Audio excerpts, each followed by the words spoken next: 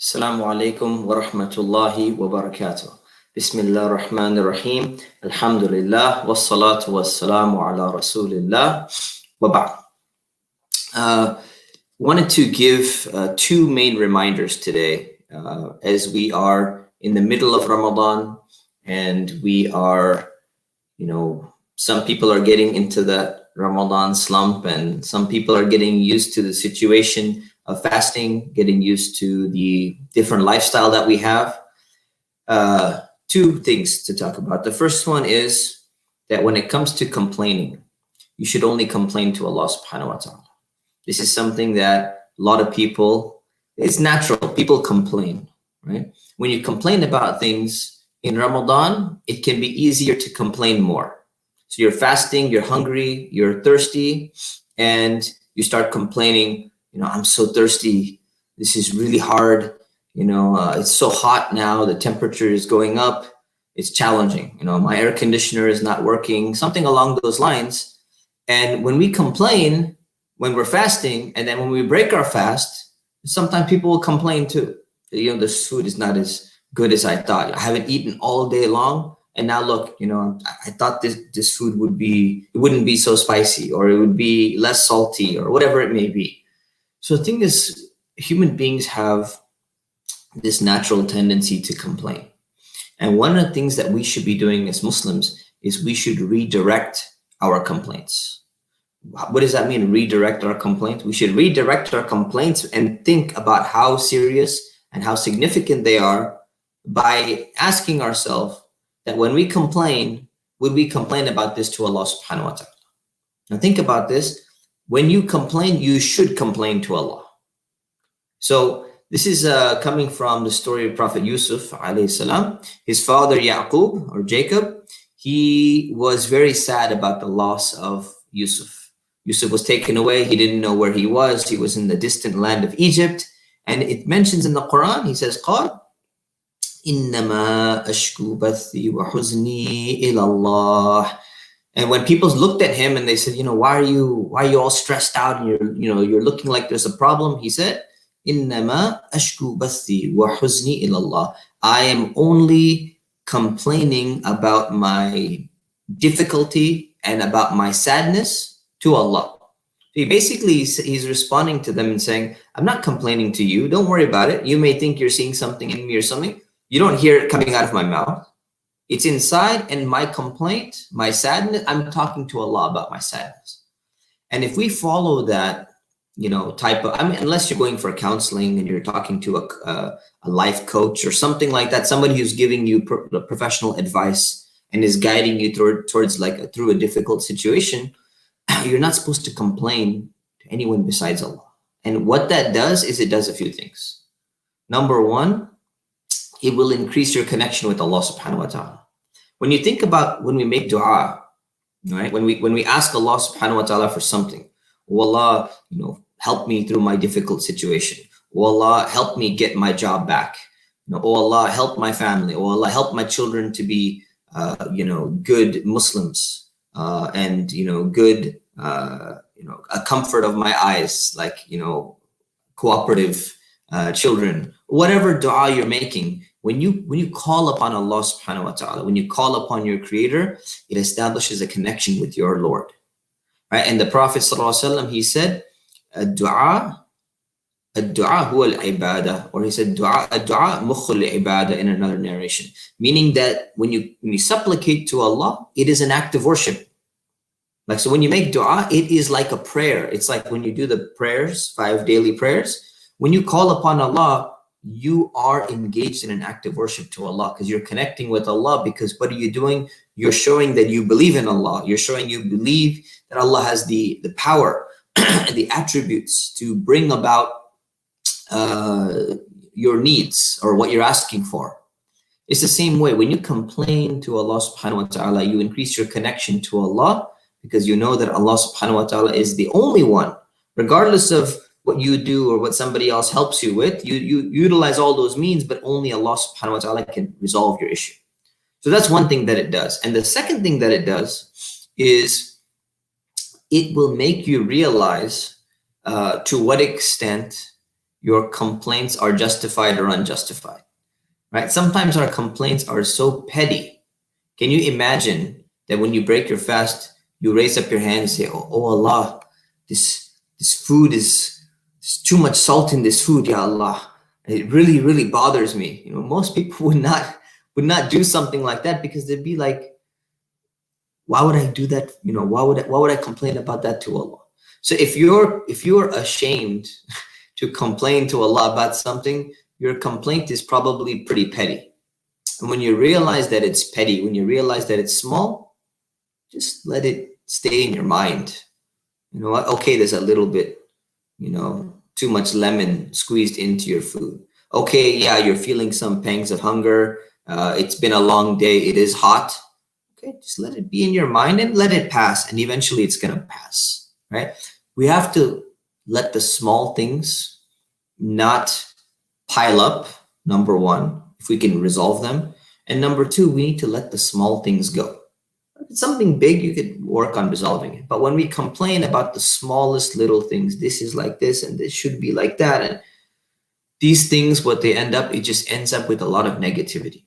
And there's a lot of research that shows that negativity is not only is it bad for you, like this pessimistic outlook on life, everything is bad, everything's always problems and things, but it also it's contagious. So if negativity is contagious and positivity is also contagious, when you're around people and all they do is just criticize, all they do is just say bad things about, why can't you do this? And why didn't you do this? The table, the plate should be like this, or this should be like that. And they're constantly complaining, or they're nagging, or whatever it is. It gives this, it emits this type of negative energy, quote unquote, negative energy that affects other people in a negative way. And when you emit positive energy or positive emotions or positive statements, it actually transfers onto other people and makes their day good. And that's why the Prophet ﷺ, he said that even a smile can be considered to be a charity. Right? So in paraphrasing what he said. So even when you smile at someone, it can be like a sadaqah. How is it a sadaqah when you smile at someone? It's a sadaqah because it's a charity, in the sense that what is a charity? You're helping somebody else with something. Usually we think of charity in terms of money, but actually no. Even a smile can be charity because it's helping the other person. How is it helping them? Not only do people enjoy when other people smile, it's nice, as long as they're smiling for a good reason, but also it makes them feel good inside, and that that positivity or that optimism in a difficult situation, that actually transfers over to them and makes them feel good about themselves. So it's very important that when we are talking about complaining, especially in the month of Ramadan, complaining about food, complaining about this, complaining about the heat, complaining about being tired, all the complaints that we have, think about complaining to Allah subhanahu wa ta'ala. And try to surround yourself, when you have an opportunity, with people who don't complain too much, or people who will only complain about big things in order to try and resolve them, in order to try and solve them and do something, to make the situation better. The second thing is we are approaching the last 10 nights of Ramadan. And I know just hearing that can be scary. It's like every year people say Ramadan has gone by so fast. Like feels like it just started, and look, we're already like in the middle of Ramadan. But it is what it is. And the reality is that the last 10 nights of Ramadan are special, because in it there is a night known as Laylatul Qadr, the night of power. And this night of power is mentioned in the Quran in Surah Al-Qadr. Allah subhanahu wa ta'ala says, Inna anzalnahu fi laylatil qadr. Indeed, we have revealed it in the night of power, right? Referring to the Quran. So Allah subhanahu wa ta'ala is telling us that the Quran was revealed on the night of power in the month of Ramadan. And this was, according to the Prophet ﷺ, he told us it's somewhere in the last 10 nights of Ramadan. But we have not been told exactly what night that is. So the night of power, the Laylatul Qadr, is one of these nights in the last 10 nights of Ramadan. And that night is considered to be better than 1,000 months. So that's how Allah subhanahu wa ta'ala described it. It's better than Alf Shahr. better than 1,000 months, the deeds in which you do in that day, especially the worship in which you do in that day. And some people have this misconception. They have this idea that it's the 27th night. So on the 27th night, I will put in a lot of effort, but on the other nights, I will not really do anything. I'll just do like I'm normally in the month of Ramadan. That is a misconception.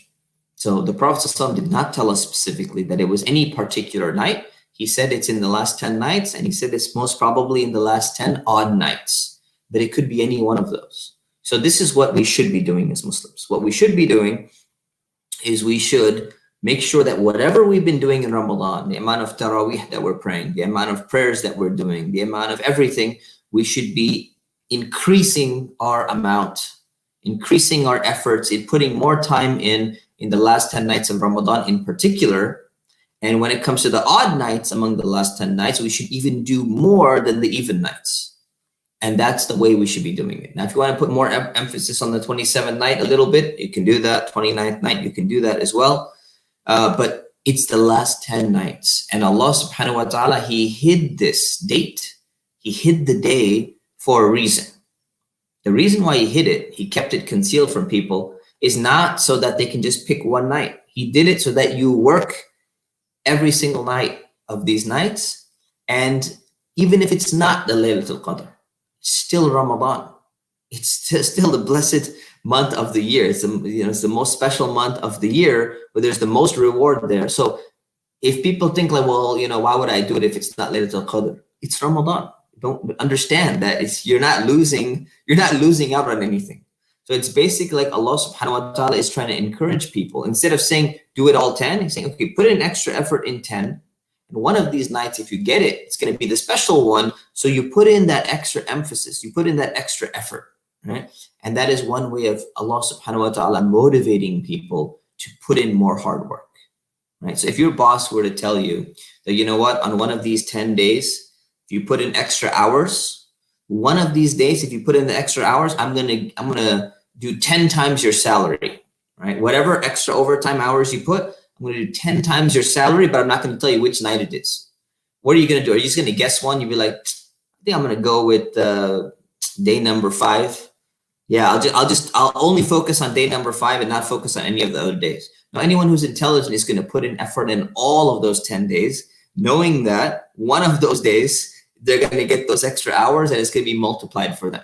That's the way human beings are. That's why Allah subhanahu wa ta'ala motivated us. So try to pray more than you have prayed in the rest of the month. Try to put aside your projects if you can. Do your projects now. Do your project after Ramadan is over, and encourage other people to focus in the last 10 nights of Ramadan. Call up your friends, call up your family, give them a reminder, because sometimes people, especially with this pandemic and stay-at-home orders, it's very easy for them to possibly not focus or not emphasize the last 10 nights because many of the masjids are closed. This should not be the case.